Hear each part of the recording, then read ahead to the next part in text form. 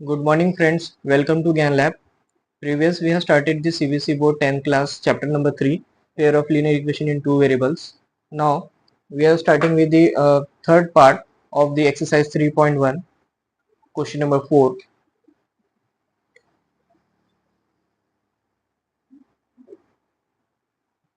Previous अपन ने question number 1 and 2 and 3 देखे थे, अभी क्वेश्चन नंबर 4 देखेंगे.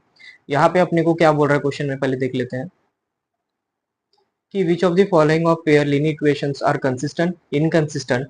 इफ कंसिस्टेंट है तो उसके लिए सॉल्यूशन अपने को ग्राफिकली तैयार करना है. तो यहाँ पे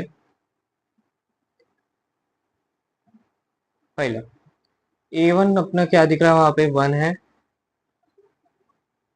B1 अपना क्या दिख रहा है, वहां पे 1 है. C1 अपना क्या दिख रहा है, 5 है. A2 अपना वहां पे क्या दिख रहा है, 2 है. B2 अपना क्या दिख रहा है, वहां पे 2 है. C2 अपना क्या दिख रहा है, वहां पे 10 दिख रहा है. तो इस फॉर्मूले में A1 by A2, B1 by B2, C1 by C2 सभी वैल्यू पुट कर देते हैं. यहाँ पे पहला वैल्यू दिया है यहाँ पे अपने पास 1, यहाँ पे 1, यहाँ पे दिया है -5, यहाँ पे दिया है 2, यहाँ पे दिया है 2, यहाँ पे दिया है 10. सॉरी, ये -10 है. मीन सारे टर्म एक दूसरे के इक्वल हो रहा है, क्योंकि ये भी 1/2 हो रहा है, ये भी 1/2 हो रहा है, और ये भी 1/2 हो रहा है. सारे टर्म इक्वल है, तो वहां पे भी लिख सकते हैं अपन कि A1 by A2 equal to B1 by B2 equal to C1 by C2. Means यहाँ पे जो लाइन्स है, लाइन्स आर कोइंसिडेंट हो रहा है, और जिस कारण से जो अपना इक्वेशन है वो कंसिस्टेंट हो रहा है.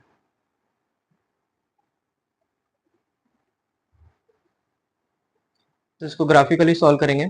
तो सबसे पहले इसको इक्वेशन नंबर 1 कंसीडर करते हैं, इसको इक्वेशन नंबर 2 कंसीडर करते हैं. फ्रॉम 1,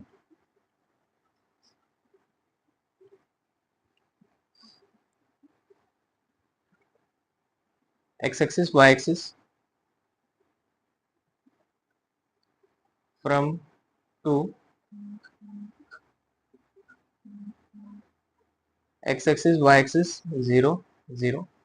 अगर मैंने यहाँ पे 0 पुट किया तो y का वैल्यू यहाँ पे 5 आएगा. अगर मैंने यहाँ पे y के जगह 0 पुट किया तो x का वैल्यू 5 आएगा. अगर मैंने सेकंड इक्वेशन में x का वैल्यू यहाँ पे 0 पुट किया तो y का वैल्यू यहाँ से डिवाइड में जाएगा, तो y इज इक्वल टू 5 हो जाएगा. यहाँ पे भी सेम करूंगा तो यहाँ पे भी वैल्यू 5 आएगा. मीन्स यहाँ के a का वैल्यू आ रहा है 0.5, b का वैल्यू आ रहा है 50, c का वैल्यू आ रहा है 0.5, d का वैल्यू आ रहा है 50. अब इसको ग्राफिकली चेक करते हैं. लास्ट डिजिट 5 है, 1 2 3 4 5. यहाँ पे भी 1 2 3 4 5.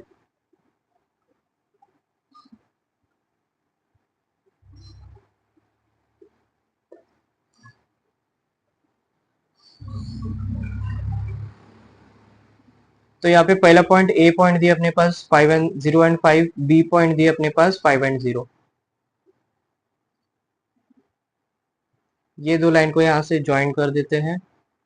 साथ ही साथ यहाँ पे सी वाला जो पॉइंट है वो भी अपना यहाँ पे आ रहा है 0 एंड 5.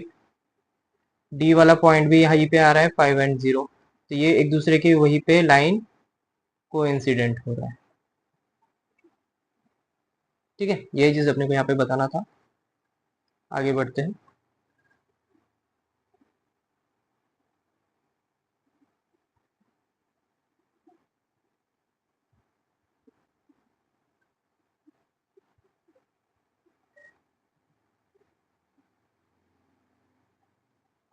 नेक्स्ट क्वेश्चन में अपने पास क्वेश्चन नंबर 2 बोल रहे हैं वहां पे कि जो अपने पास x minus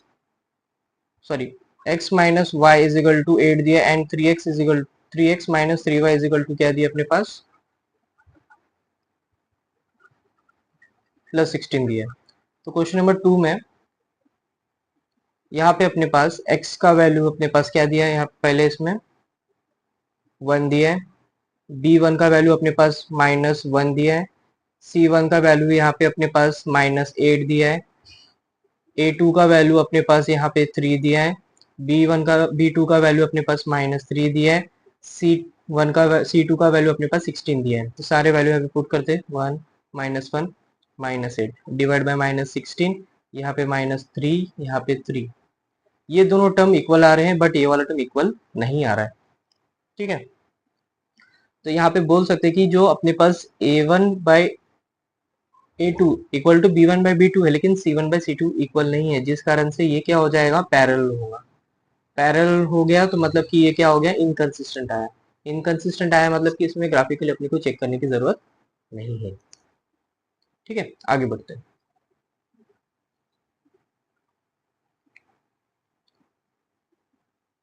question number 3।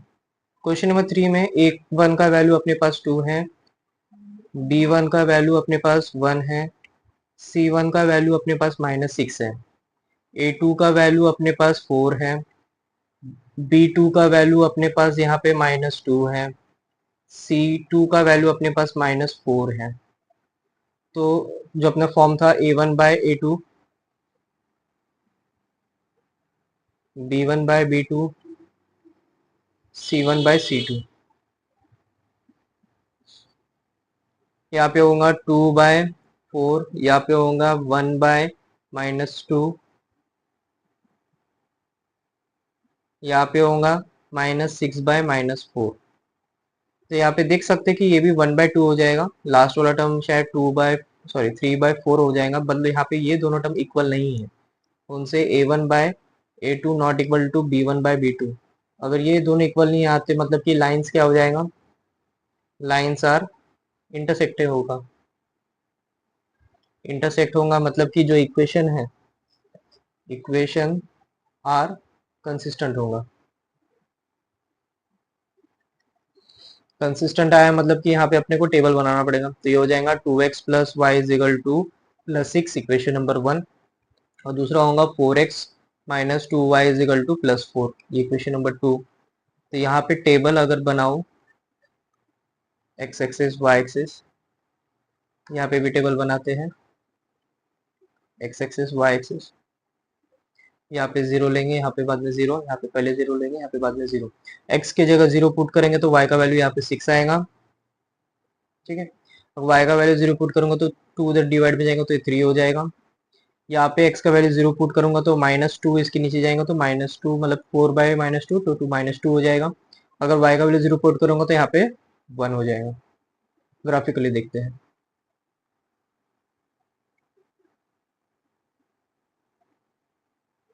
Last digit 6 है, 1 2 3 4 5 6, यहाँ पे 1 2 3 4 5 6, 1 2 3 4 5 6, यहाँ पे भी 1 2 3 4 5 6, यहाँ पे -1, यहाँ पे -2। ए का वैल्यू यहाँ पे हो रहा है अपना 0 एंड 6, बी का वैल्यू हो रहा है 3 एंड 0, यहाँ पे सी का वैल्यू हो रहा है 0 एंड -2, डी का वैल्यू हो रहा है 1 एंड 0, ए का वैल्यू आ रहा है 1 0 एंड 6, बी का वैल्यू आ रहा है 3 एंड 0, सी का वैल्यू आ रहा है 0 एंड -2, डी का वैल्यू आ रहा है यहाँ पे 1 एंड 0। पहले बी एंड ए को ज्वाइन कर देते हैं, फिर बाद में इसको ज्वाइन कर देते हैं, तो यहाँ से दोनों क्या हो रहा है, लाइन इंटरसेक्ट हो रहा है। ठीक है, आगे बढ़ते हैं क्वेश्चन नंबर 4 में।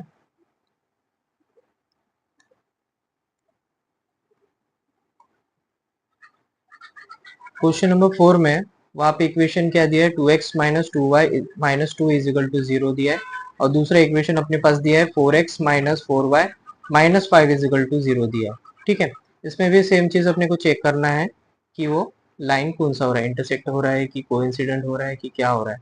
ठीक है,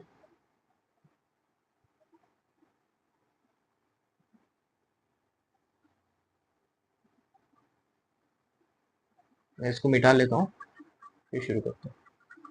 ओके, तो यहाँ पे A1 का वैल्यू 2 है, B1 का वैल्यू -2 है, C1 का वैल्यू यहाँ पे -2 है, A1 का वैल्यू 4 है, B2 का वैल्यू -4 है, C2 का वैल्यू -5 है, सारे वैल्यू यहाँ पे पुट कर देते हैं। 2 -2 -2, यहाँ पे हो जाएगा 4 -4, ये हो जाएगा -5, ये हो जाएगा 1/2, ये भी हो जाएगा 1/2, लेकिन लास्ट वाला टर्म इक्वल नहीं आ रहा है।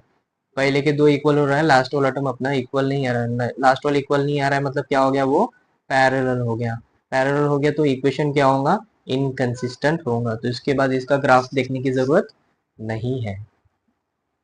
क्वेश्चन नंबर 5 पे जम मारते हैं। क्वेश्चन नंबर 5 में क्या बोल रहा है, half of the parameter of the rectangle garden दिया अपने पास, whose length is 4 metre more than its width and is अपने पास 36 उसका पूरा टोटल दिया है। फाइंड उसका dimension of the garden find करना है। तो सबसे पहले अपने पास जो अपने पास पैरामीटर दिया है, पैरामीटर ऑफ रेक्टेंगल का फॉर्मूला होता है, जो अपने पास ये एक रेक्टेंगुलर दिया है, इसके यहाँ पे लेंथ दिया है, यहाँ पे विड्थ दिया है, ठीक है। तो 2 टाइम्स ऑफ क्या होता है, लेंथ प्लस विड्थ होता है। बट यहाँ पे हाफ ऑफ पैरामीटर बोला है तो यहाँ पे 1/2 ले लेते हैं, तो 2 कैंसिल हो जाएंगे, तो यहाँ पे क्या होगा, L + W, ठीक है। अभी लेट कंसिडर करते कि x को अपन लेंथ एंड y को अपन विड्थ, ठीक है। अभी यहाँ पे जो क्वेश्चन जो बोला गया था, पैरामीटर ऑफ जो अपने पास रेक्टेंगुलर अपने पास दिया है गार्डन, x + y = टोटल दिया अपने पास 36, इसको इक्वेशन नंबर 1 कंसीडर करते हैं। सेकंड सेंटेंस क्या बोला गया, हुज लेंथ, लेंथ अपन किससे डिनोट किए थे, x, whose length is 4 more than its width, तो +4 मतलब मोर देन बोला गया किसके, विड्थ के, ये इक्वेशन नंबर 2। अब इक्वेशन नंबर का अगर 1 का टेबल बनाया जाए, यहाँ पे x का वैल्यू, y का वैल्यू, ये 0 फिर ये 0, यहाँ पे 36 आएगा, यहाँ पे भी 36 आएगा, क्यों, यहाँ पे x का वैल्यू 0 पुट करोगे 36, y का वैल्यू 0 पुट करोगे तो ये भी 36 आएगा। इस इक्वेशन में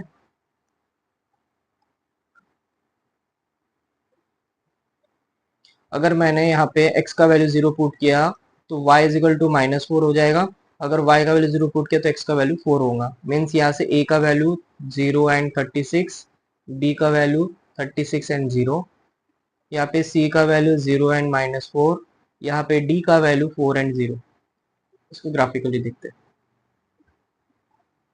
अभी ग्राफिकली देखने के लिए यहाँ पे अगर डिजिट 1 से स्टार्ट करूंगा तो यहाँ पे कैसा होगा, 36 बहुत ज्यादा हो जाता, तो डायरेक्ट यहाँ पे अपन 4 का टेबल ले लेंगे।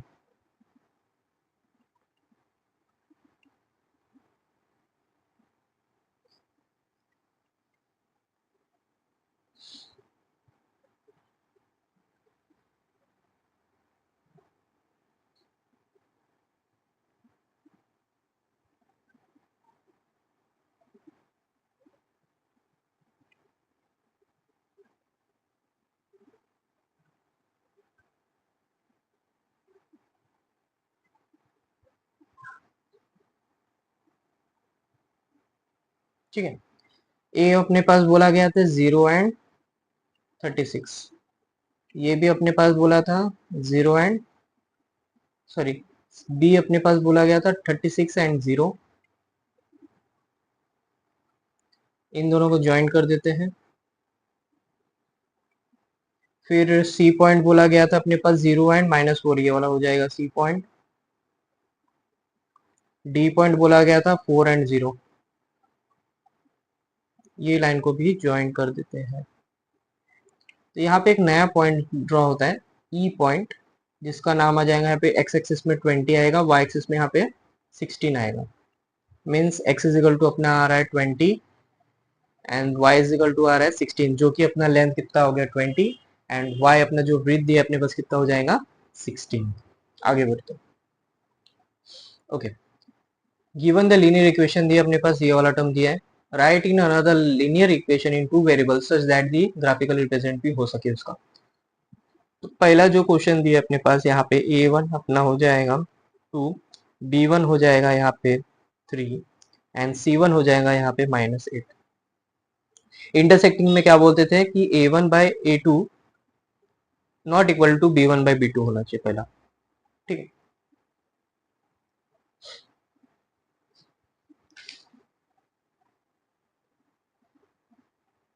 अभी मैं यहाँ पे क्या करता हूँ कि एक इक्वेशन ले लेता हूँ। A2 के जगह मैं अगर 3 लेता हूँ एंड B2 के जगह मैं यहाँ पे 5 लेता हूँ एंड C2 के जगह मैं यहाँ पे -3 लेता हूँ। ठीक है, मीन्स यहाँ पे अगर मैं पुट करूंगा तो वहाँ पे 2/3, फिर दूसरा आता था 3/5 एंड तीसरा आता था -8/-3, जिस कारण से ये दोनों इक्वल नहीं आ रहे हैं, तो ये क्या हो जाएगा, इंटरसेक्टिंग हो जाएगा। तो मेन इक्वेशन यहाँ से क्या बन रहा है, 3x + 5y-3 is equal to 0। ये एक नया इक्वेशन बन रहा है। इसको तुम ग्राफिकल भी चेक करने की कोशिश करोगे तो ये इंटरसेक्ट हो जाएगा। नेक्स्ट बोला गया है पैरेलल। पैरेलल के लिए क्या था, a1/a2 इक्वल होना चाहिए b1/b2 के, बट c1/c2 के इक्वल नहीं होगा।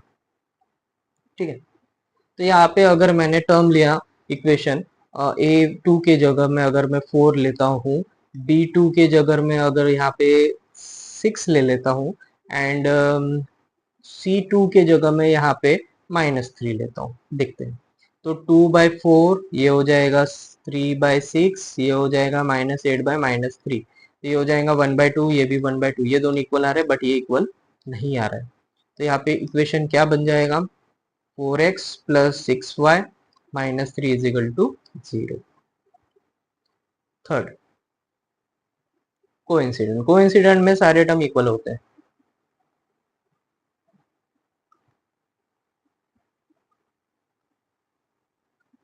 ठीक है, तो मैं A2 के जगह 4 ले लेता हूँ, B2 के जगह 6 ले लेता हूँ एंड C2 के जगह -16 ले लेता हूँ। तो ये हो जाएगा 2/4, ये हो जाएगा 3/6, ये हो जाएगा -8/-16।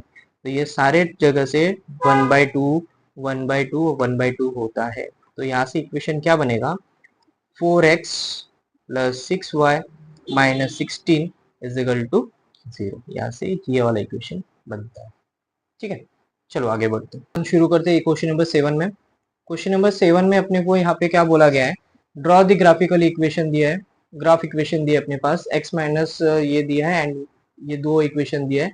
यहाँ से डिटरमाइन करना है coordinates of the vertices of the triangle form by this line दिया है अपने पास, और उसमें एक्स एक्सिस जो है, जो भी एक्स एक्सिस में जो लाइन बनेगा और उसका शेडेड पार्ट अपने को एक ट्रायंगल फॉर्म के रीजन में बनेगा, मतलब कि एक नया पॉइंट बनेगा, वहां पे एक ट्रायंगल फॉर्म बनेगा, उसको अपने को शेडेड भी करना है।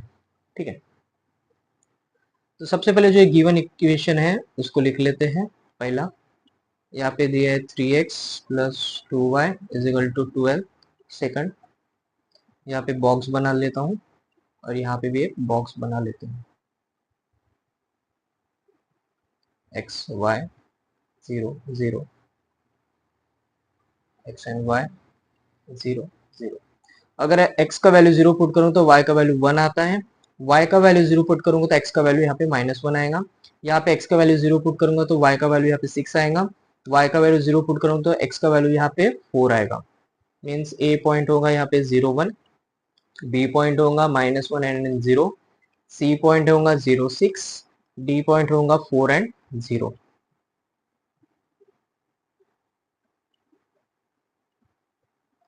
y 6 x axis.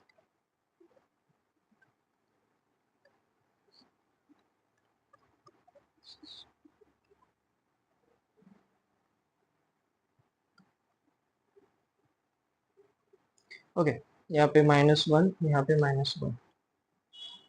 पहला पॉइंट बोला गया था a वाला टर्म जो अपने पास x एक्सिस में 0 है एंड y एक्सिस में -1 है। सेकंड वाला टर्म बोला गया था b वाला टर्म, उसमें बोला गया है कि x एक्सिस में 1 है एंड y एक्सिस में 0 है, ये वाला हो जाएगा b। इस लाइन को मैं ज्वाइन कर देता हूँ। फिर यहाँ पे c पॉइंट बोला गया है 0 एंड 6, x एक्सिस में 0 y एक्सिस में 6, कुछ यहाँ पे आएगा। d वाला पॉइंट बोला गया था x एक्सिस में 4 एंड y एक्सिस में 0, d वाला पॉइंट है अपना 4 एंड 0। इस लाइन को भी यहाँ से ज्वाइन कर देते हैं, तो यहाँ पे एक नया पॉइंट बन जाएगा जो e वाला पॉइंट है 2 एंड 3। यहाँ से 2 आएगा, सॉरी यहाँ से 2 आएगा, यहाँ से 3 पॉइंट आएगा। ये आप रफली किया है मैंने, फेयरली आप करोगे तो आपको एक आ जाएगा। यहाँ पे एक ट्रायंगल बन रहा है, एक वर्टिसेस, हेंस यहाँ पे बोल सकते हैं the coordinate of the vertices of the triangle क्या क्या दिया है, -1 0, दूसरा वहां पे दिया है 2 एंड 3 एंड, और एक लास्ट वाला टर्म दिया है 4 एंड 0। ठीक है, thank you for watching this video, subscribe and like it, और जितने से ज़्यादा प्रैक्टिस करने उतने प्रैक्टिस करने की कोशिश कीजिए, क्योंकि प्रैक्टिस करने से ही आपको ये चीज़ें क्लियर होंगे। नेक्स्ट पार्ट में अपन 3.2 स्टार्ट करेंगे। Thank you.